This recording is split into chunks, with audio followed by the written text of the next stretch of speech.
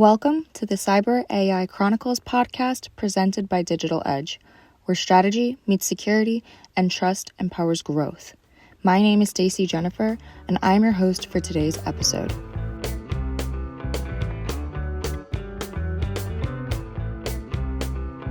Hello, I am here today with Kumar from Zakti Security Labs and our very own Michael Petrov from Digital Edge.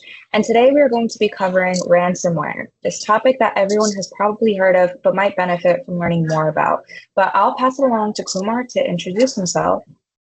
Thank you, Stacey. Nice to be here with both you and Mike to discuss a very important topic. My name is Kumar Setti, and I'm a virtual CISO and principal with Zakti Security Labs. We're a boutique cybersecurity consulting firm based in the Chicago area. And it's great to be here. Thank you. Great to meet you, Kumar. So since we are talking about the subject of ransomware, this is personally a word that I've always heard and kind of known to be the scary thing, but myself don't know much about. So thank you for being here and talking to us about it and giving us more information. So I will hand over the conversation to you and Michael. Hi, this is Michael Petrov. I'm the CEO of Digital Edge, and we are friends with Kumar for many years, doing work together, collaborating.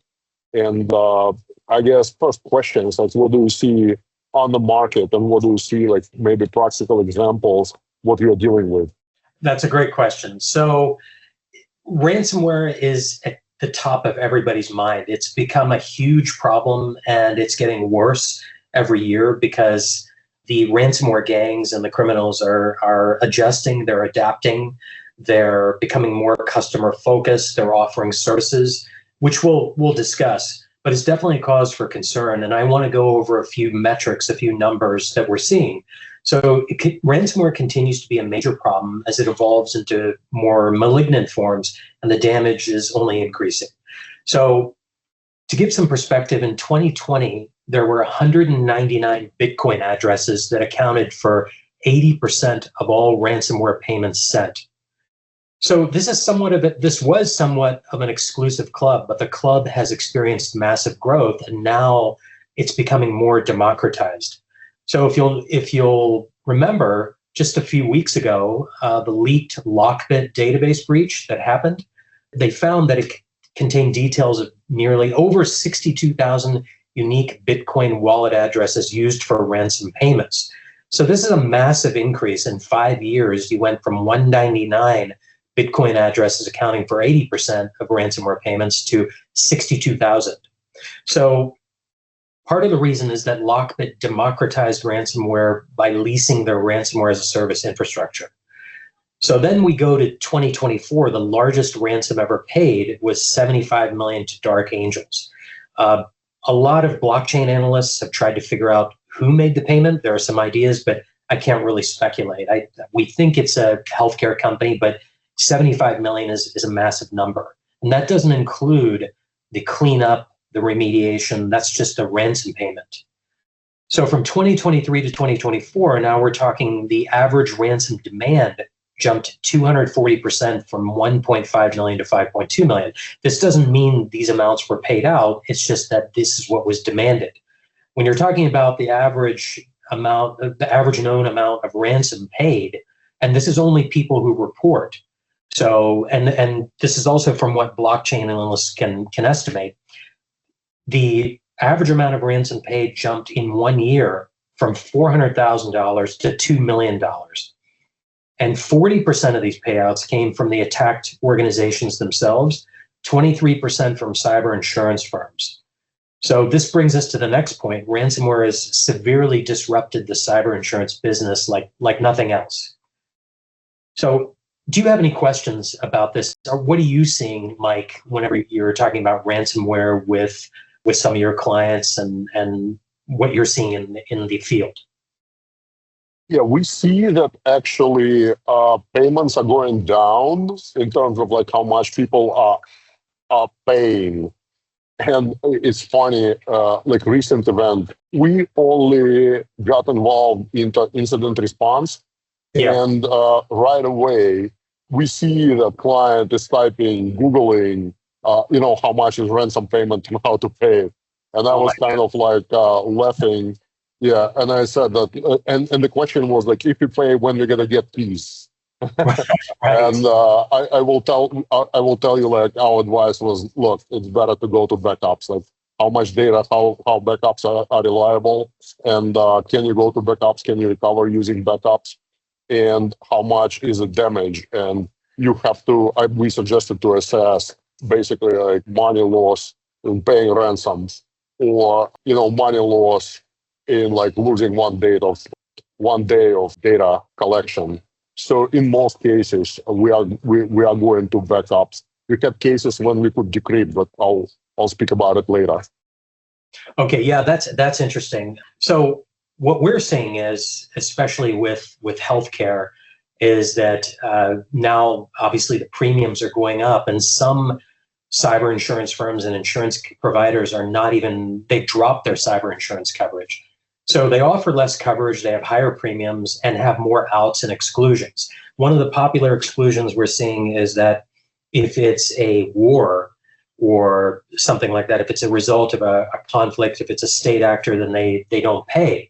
But I mean, and they go to court to try to litigate these things. But now we're finding that a $1 million cyber insurance policy covers only 100 to 200K if ransomware is involved.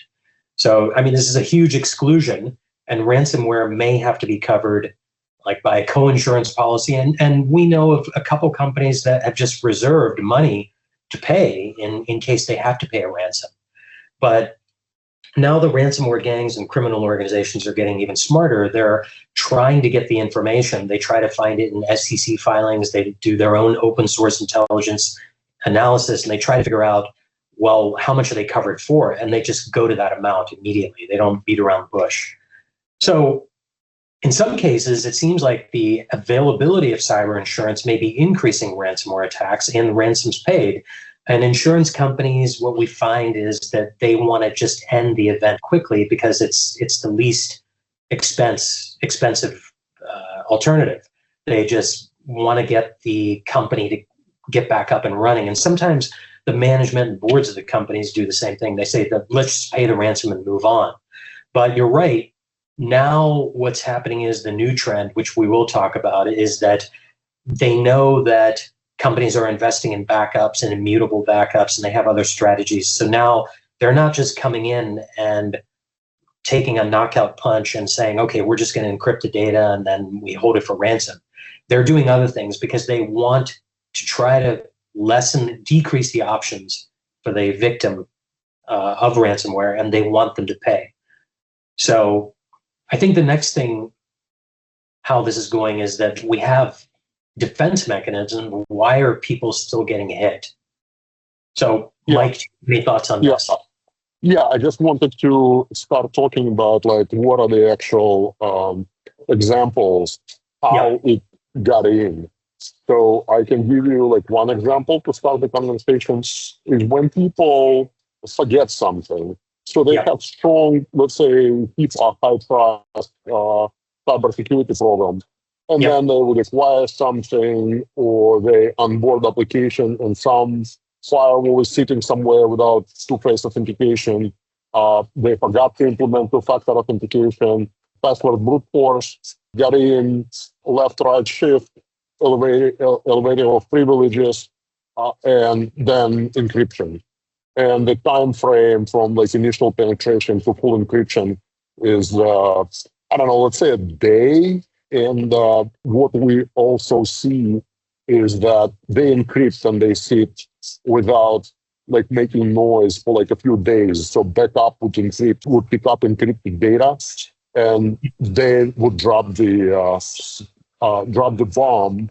So a few days of encryption will be already in backups.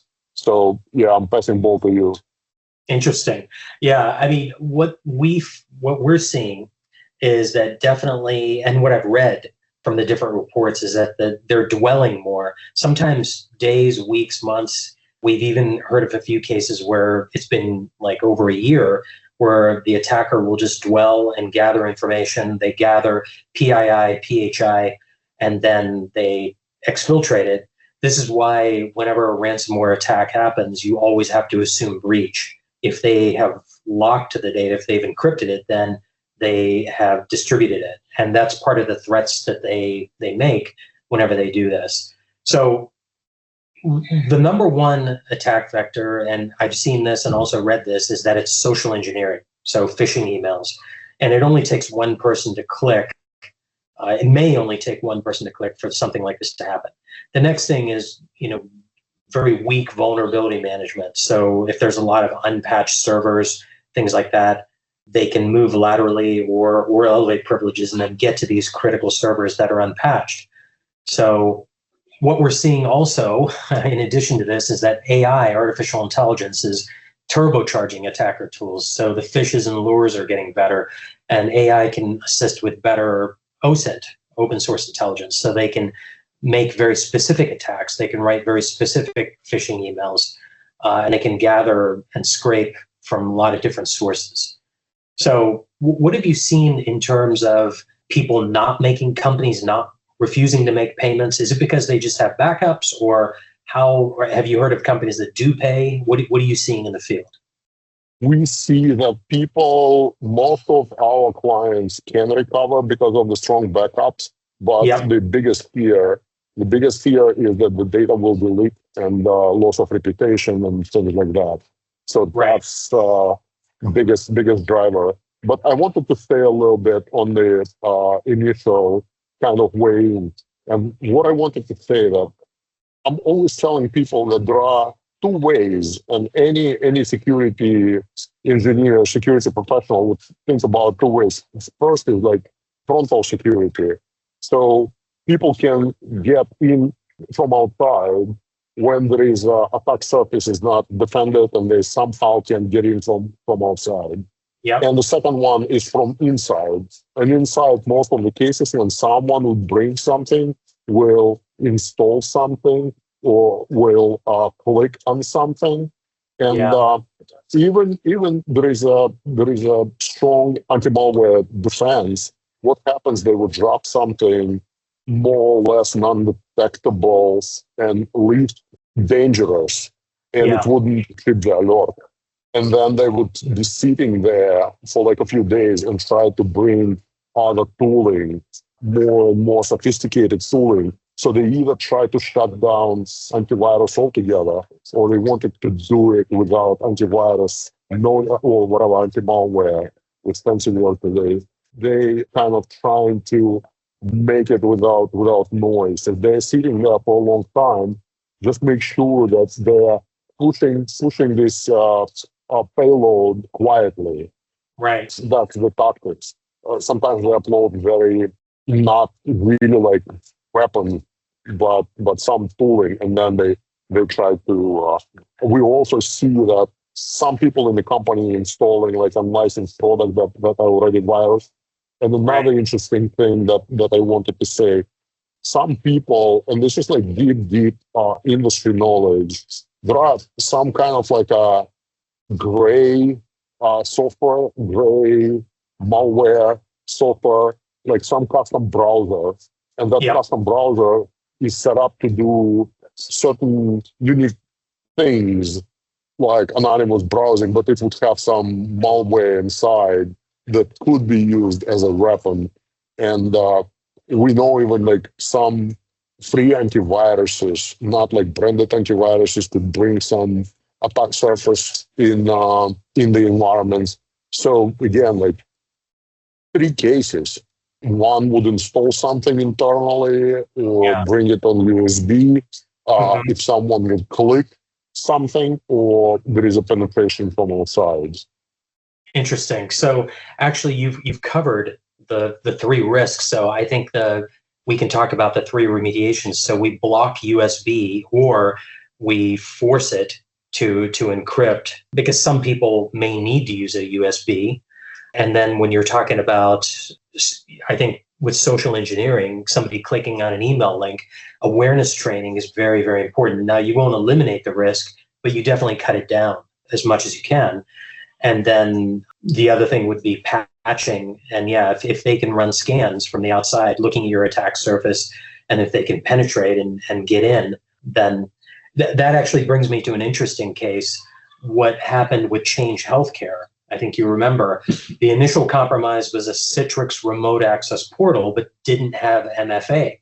So the attackers dwelled for 9 days. In that 9 days, they gathered 4 terabytes of data, which included PHI and PII on 190 million people.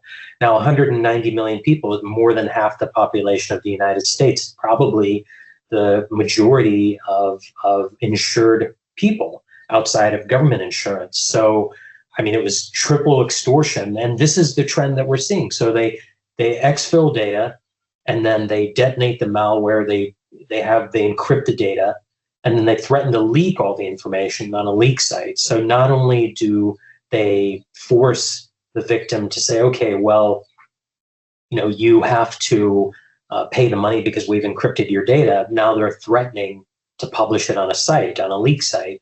And then the other thing they did was they threatened DDoS attacks on any payers associated with Change Healthcare who refused to reconnect.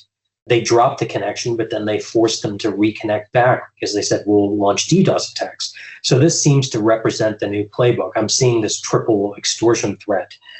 And this was Alf V and Black Cat, and they're the ones who did it on Change Healthcare. Interestingly, some blockchain analysts found out the ransom amount. I think it was 22 million, and they did pay it. They paid the 22 million, and obviously it's over 3 billion in costs to remediate. Do you know of any company with a successful recovery? I know one example, but I wanted to hear from you, Mike, if you know of any that's successfully blocked. And you don't have to mention the name of the client, but just any successful blocking or people who refuse to pay because they had good backups or good processes in place. Yes, and we have multiple when they went to backups, but I can tell you one very, very interesting case. Yeah. So basically, they caught encryption in the process, and they shut down the environment. So we found the encryptor, the coded encryptor, and it had a decryption key inside. So we could take the encryption key because it still was sitting on the drive. And we extracted the encryption key, and we wrote decryptor, and decrypts everything. Some things were like in the very bad shape, but it took us a little bit of a time to write the decryptor, but it was a very interesting case. Wonderful. That's good. Actually, that brings me to an interesting thing that we found as well, very similar. One client was undergoing a ransomware attack. And so they contacted the insurance company, and the insurance company said, okay, did you contact law enforcement? Did you call the local FBI field office? So we did. And one of the agent, he said, we recommend that you get an entire encrypted file, take a hash, like a SHA-256 hash, and then send it to us. So we sent them the hashed file, and they actually said, okay, this is part of a larger campaign. So we have the decryption key for this. And that was wonderful. That was a lucky break. It doesn't always happen, but that's one of the things they recommended. So I thought that was very interesting. If you take a hash of an encrypted file, then they recommended that, and then they may have the key, because sometimes these gangs can be lazy. They reuse the same encryption algorithm, same decryption key. And so that worked out very well. But there was one case in 2019, you probably read about it, Norsk Hydro. They refused to pay the ransom, and I think the gang's name was Locker Gaga or Locker Goga, can't remember. But after the encryption, the company pretty much went Amish. They went completely non-tech, and they went back to paper and pen, full manual operation for 6 weeks. They absolutely refused to pay. They ended up spending a lot of money, but after 6 weeks, within the 6 weeks, they disabled all the Active Directory trust relationships. They cut themselves off from the internet, and they recovered all the endpoints from offline images, gold images, and restored all the data. They had immutable backups offsite and offline. So, I mean, that was kind of a happy ending, but they went through a lot. But one of the things that they said that they used to practice twice a year, they were pretty paranoid about ransomware attacks. So they would practice, they would have tabletop exercises, they had recovery exercises, so people knew what to do. in that situation. And that's something that I highly recommend. And within this year, we're almost halfway done with the year, and I've already been involved in 7 of these exercises. Companies and agencies are really emphasizing this. This is something CISO really emphasizes as well, and they have a great template for going through this. So that's something that I saw. Any practical advice on technology? Oh, go ahead. Yeah, tough people. I'm like, yeah, I mean, when you resist and you fight, this is the case. I wanted to mention one case, and I will tell you one tactical solution. Yep. So we had a huge data storage failure. And I can disclose it a little bit because it was EMC, and EMC had a bug. So it would restart EMC, the whole unit, after, I don't remember how long, after like 3 months, 90 days, it would automatically restart. And it restarted with working databases, and it was EMR system that didn't have transactional database. It was basically a file-based database, and we got huge corruption across a medical institution. Like all EMR records were corrupted. So it was no ransom to pay to, but it was like huge effort to recover, including going to images, going to paper, rescanning them, OCRing them, putting back into EMR. Like all these situations are really painful. But again, we are here to fight, and we help our clients with this. But let me go to a tactical example or a solution. It's a little bit difficult, but it's kind of one of the best. And always security services is something that is a balance between convenience and security. So one of the biggest solution, toughest solution, is application whitelisting, and you can enable it on domain level. For example, in the Microsoft world, you say this can be executed and this cannot be executed. So if someone will bring something or try to install, it will not be installed because there is a kind of like golden database of allowed software. And every time operating system executes something, it would block if something is not white labeled. Certainly there is, difficulties in patching, updating, but that is a very good solution to white label software. Definitely. Yep. And whitelisting, blacklisting, absolutely. Yeah, we've definitely followed that advice as well. But in terms of backups, what have you seen? Like some companies will say, I already have a backup or whatever, and they do kind of the standard thing. I've seen more companies engage in like more robust backups. Like one of the things that are recommended now, and I see companies moving in this direction, is the 3-2-1 backup. So 3 copies of your data, 2 different media, and 1 copy offline and offsite. Because if something is offsite, offline, then it can't be reached and it can't be encrypted or exfiltrated. So that's what we're finding. Are you finding those types of things happening now too? Yeah, air gap is definitely a help. We do quarterly backup of like everything with like air gap totally outside of the environment, totally outside of cloud. We see that very good practices to pull everything. Some people are saying we're like 100% in AWS. So we suggest to suck up data from AWS and put it somewhere aside, either like on private storage or third-party storage or on Azure. So like cross-platform backups help. These schedules are important, but it's all about like normal RPO work. But yeah, different technologies, but everything is good if it's managed properly. And I wanted to say one thing. We're not just telling stories to people to just amuse with our experience. It's more, cybersecurity work is more about like learning situations and coming up with the controls and safeguards. So this story should be helping cybersecurity professionals to think the right way about it, the attack angles and possible solutions. So all these anecdotes that we are mentioning should be taken as lessons and seeds for thoughts for implementation of the security controls. Yep, it definitely. Right. So. Yeah.